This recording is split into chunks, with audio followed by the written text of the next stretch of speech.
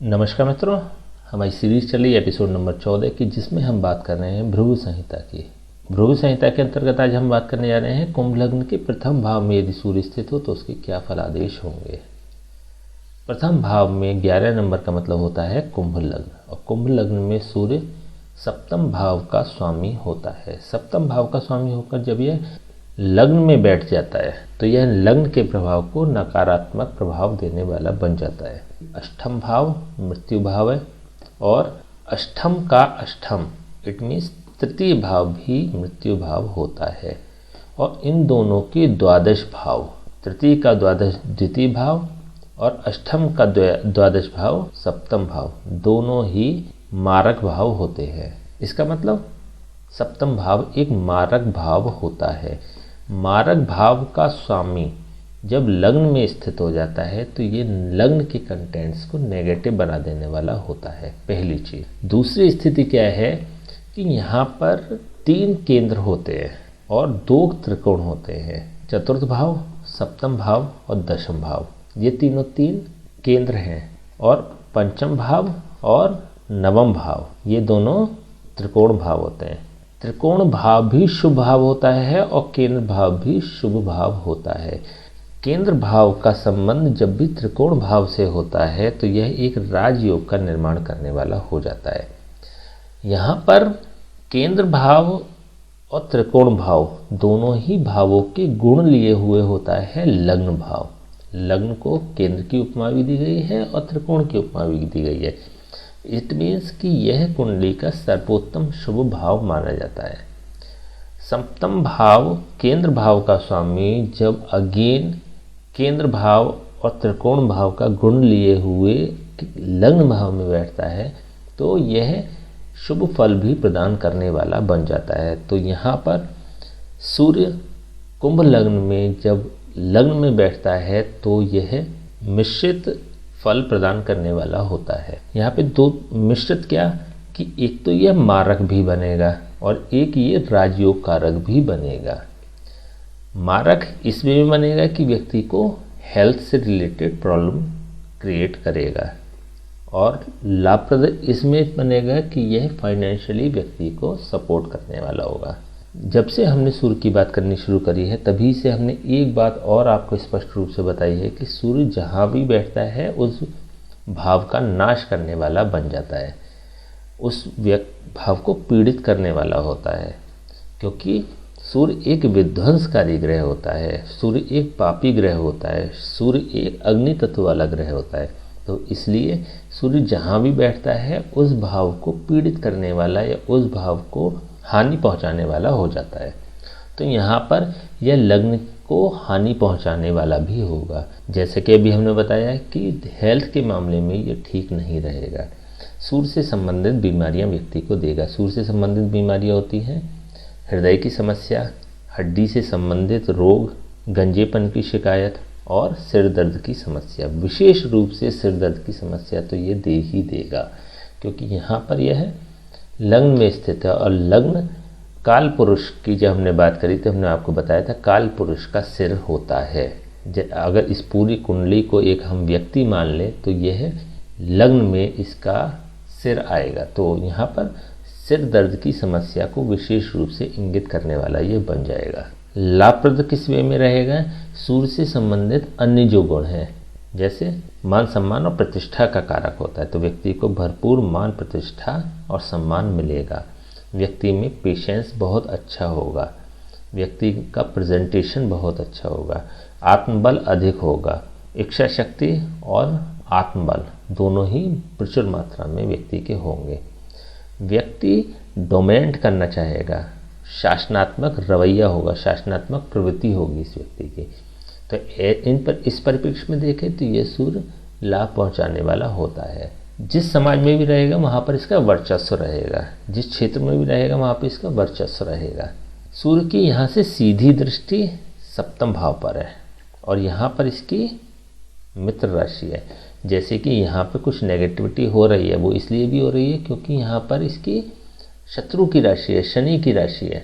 कुंभ राशि का स्वामी होता है शनि, और शनि की राशि में स्थित होने के कारण यह लग्न को विशेष रूप से पीड़ित करेगा। लेकिन जब यहाँ पर लग्न से इसकी दृष्टि सप्तम भाव पर पड़ेगी तो हमने बताया था कि सूर्य की दृष्टि सदैव पोषण प्रदान करने वाली होती है, लेकिन यहाँ पर इसकी सप्तम भाव पर जो दृष्टि पड़ रही है वह अपनी शत्रु राशि में बैठ के पड़ रही है। तो यहाँ पर कुछ शनि से संबंधित अवगुण भी इसमें विद्यमान होंगे, बट जब इसकी सप्तम भाव पर दृष्टि पड़ रही है तो यह सप्तम भाव को प्रोटेक्ट करने वाला होगा, लेकिन थोड़ी सी परेशानियां देता रहेगा।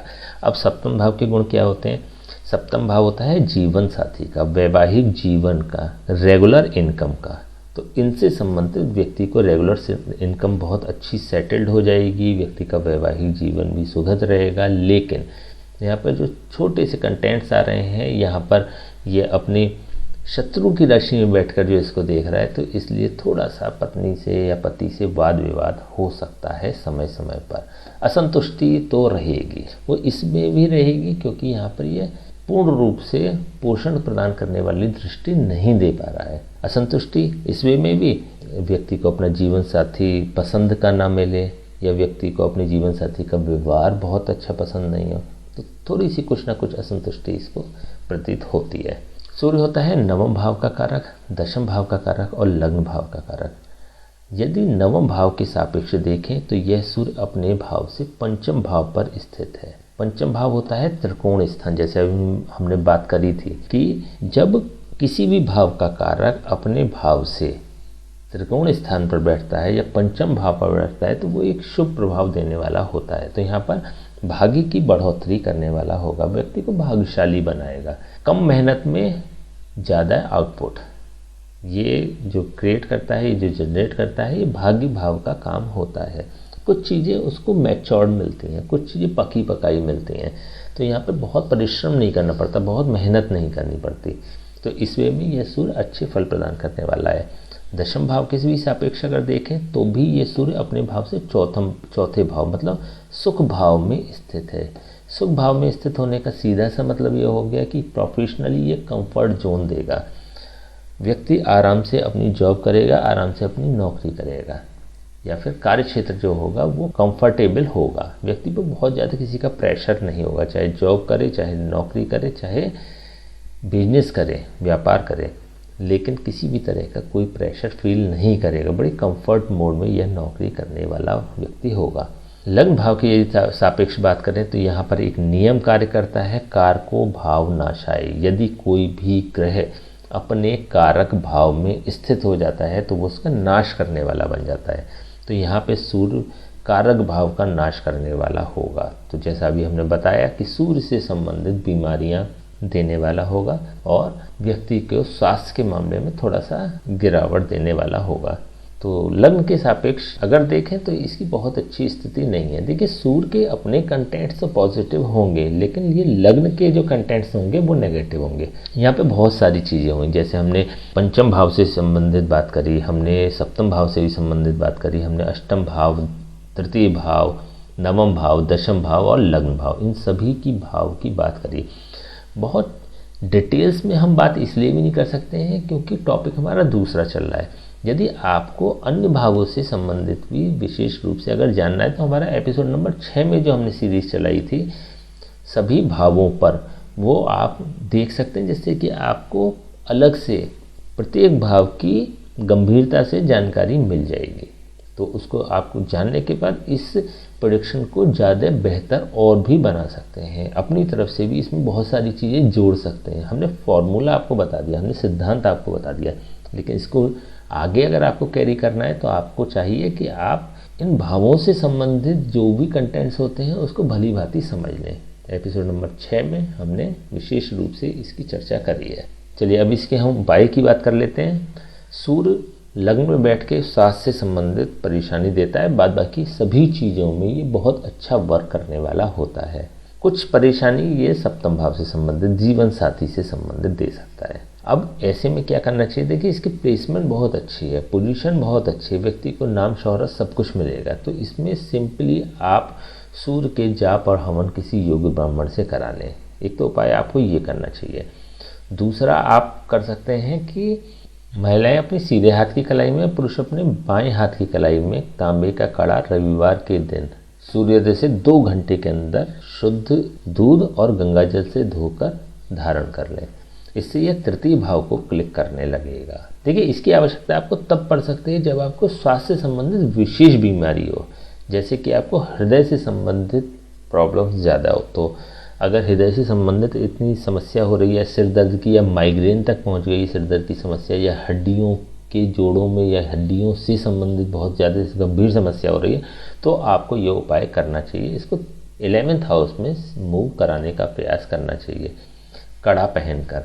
इसके अलावा किसी अन्य उपाय की आवश्यकता नहीं होगी। देखिए, यहाँ पर ये सप्तम भाव मतलब मारक भाव का भी स्वामी है, तो इसको बहुत बल नहीं दे सकते उपायों के माध्यम से। यदि हम इसको विशेष बल प्रदान करेंगे ना, तो यह फिर स्वास्थ्य में बहुत ज़्यादा गंभीर समस्या भी दे सकता है। तो इसको कोई भी उपाय ऐसा नहीं करना है जिससे कि इसका एज इट इज़ बल बढ़ जाए।